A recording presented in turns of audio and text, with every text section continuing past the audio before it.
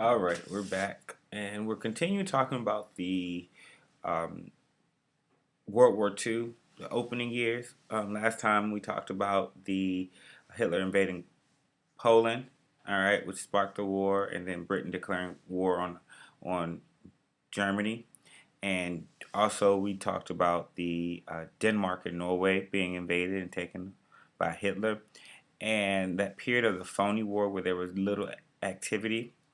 And now we want to continue on with what sort of stopped or ended that time, few months where there was no activity by Germany and ended this time period of the phony war. All right, so we're still looking at between the years of 1939, but primarily 1940. All right. All right, so the period what ended the phony war was the Hitler invading and attacking Holland, Belgium, and then eventually France. All right, and they were launched simultaneously. So these were simultaneous invasions that started on about 10 May. And we talked about Blitzkrieg, that method that brought those swift victories.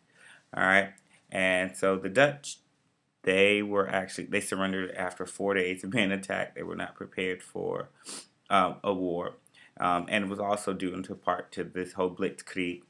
Um, the Belgians, however, fought until the end of May. One of the key places was Dunkirk, which is on the northern border of France. All right, and it was 10 miles away from the Belgian border. And after this, Allied forces were pretty much left exposed. Um, However, the British Navy evacuated most of the troops that were there, two-thirds, um, and uh, the events at Dunkirk were seen as very important. All right, because actually this after being exposed because of the swift victories of the Germans through Belgium and the Netherlands, I mean Holland, excuse me, a third of a million Allied troops were rescued to fight again. All right, and it was a serious blow to the Allies. All right, now the troops at Dunkirk, they lost all of the armies and equipment, and it sort of became impossible for Britain to help France. And eventually, this left France exposed, and um, the Germans swept southwards and captured Paris on 14 June, and France surrendered actually on 22 June. Now, Hitler demanded that the armistice was signed at Copenhagen in the same railway coach which had been used to sign the 1918 peace settlement, or armistice, excuse me, from World War One. The Germans occupied the northern France, and the Atlantic coast, giving them valuable submarine bases, and the French army was sort of demobilized in northern France. And then unoccupied France, which in southern France, was allowed its own government under Marshal Pétain, but it had no real independence, and it collaborated with the Germans, sort of like a puppet government. All right, and here you see the map of the occupied zone. All right, and then the free zone that was under this Vichy government. All right, now I guess being that Hitler moved quick into France, uh, a lot of reasons why France was sort of defeated so quickly. The French were psychologically unprepared for war. All right, and they were divided amongst themselves. So they had the right wing individuals who were fascist in sympathy. They really admired Hitler's achievements in Germany, and they just basically wanted an agreement with him. And many communists that were living in France, they were not in favor of war, especially after the signing of the Nazi Non-Aggression Pact. And they basically felt that there was no point in continuing this war, especially after the Poles were defeated, because now there's just no other reason to sort of continue on with the war. And of course, there were serious military weaknesses. In 1914, when we fought World War One, German army was split. They were fighting a two-front war. So they were fighting the Russians in the east and, of course, France in the west. But now, all of German forces are now fighting against uh, France. All right, pushing west so that the army is not divided. All right. Of course, the High Command was content on sitting behind this Maginot line, all right, and that was the line of defense that was stretching from Swiss to the Belgian borders. Um, it did not continue along the Belgian and French frontier, though, and many believed that the Ardennes would be a strong enough barrier, and that's exactly where Hitler came through the Belgian border to attack France. All right. And of course, the German division was supported by combat planes, which was another area that was neglected by France.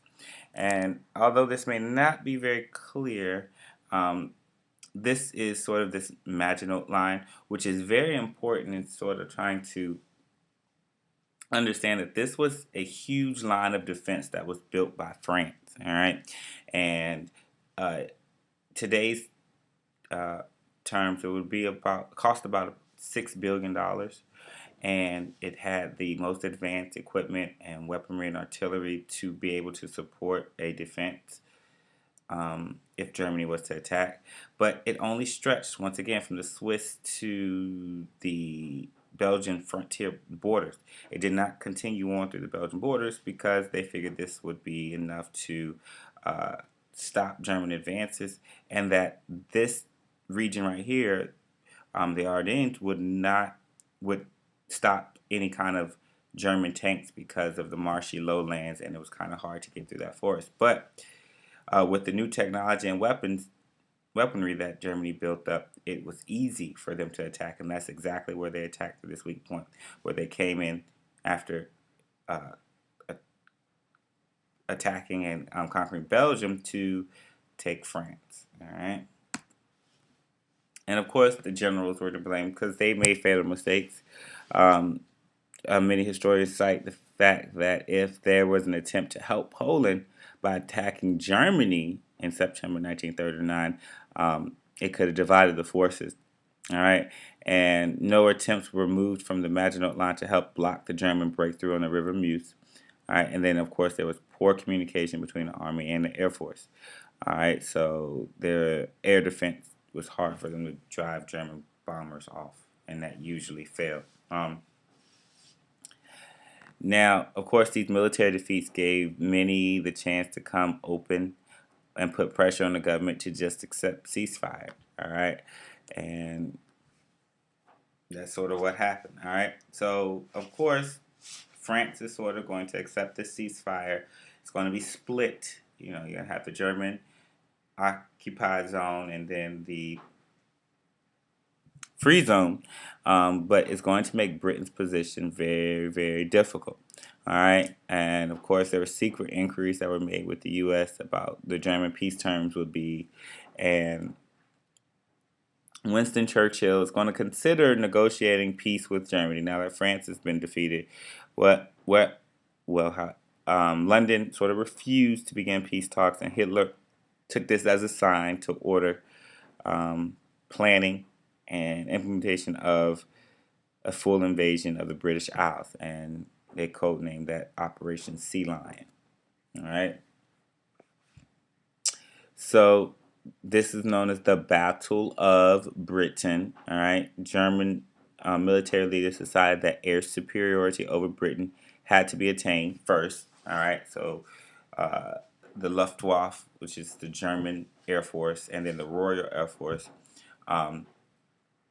they sort of believed that if they took the British, Germany believed if they took the British Air Force, then they could eventually use that to launch and attack using troops or land.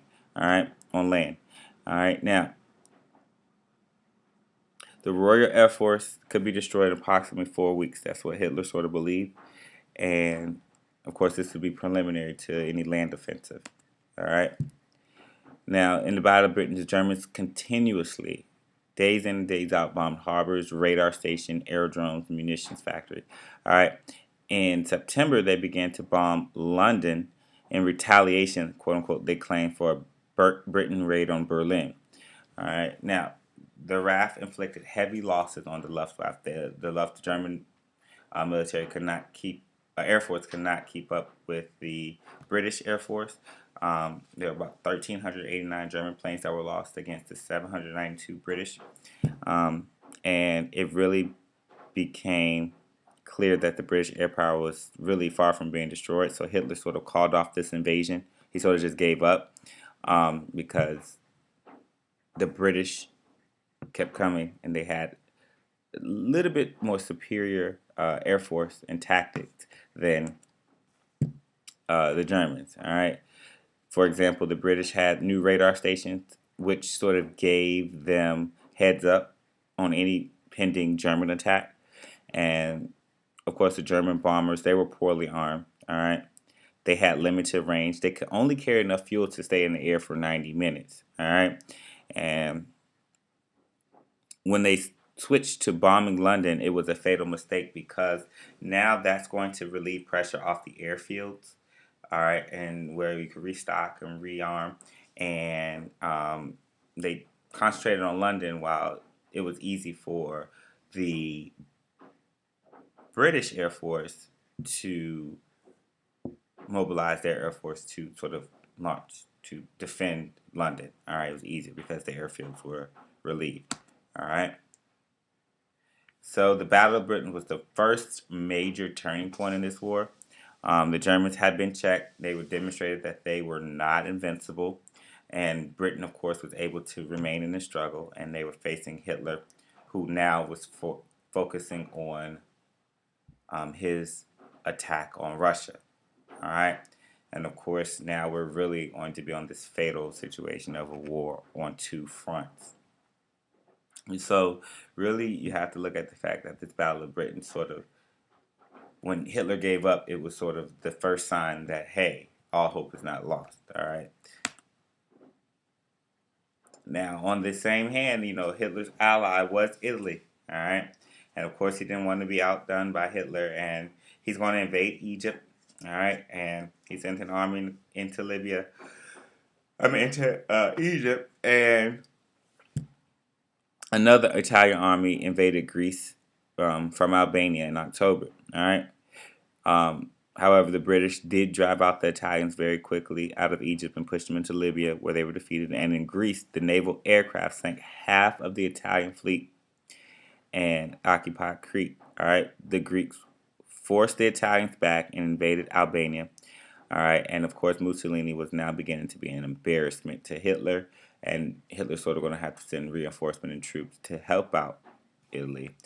All right, and so there you have the basic for information for this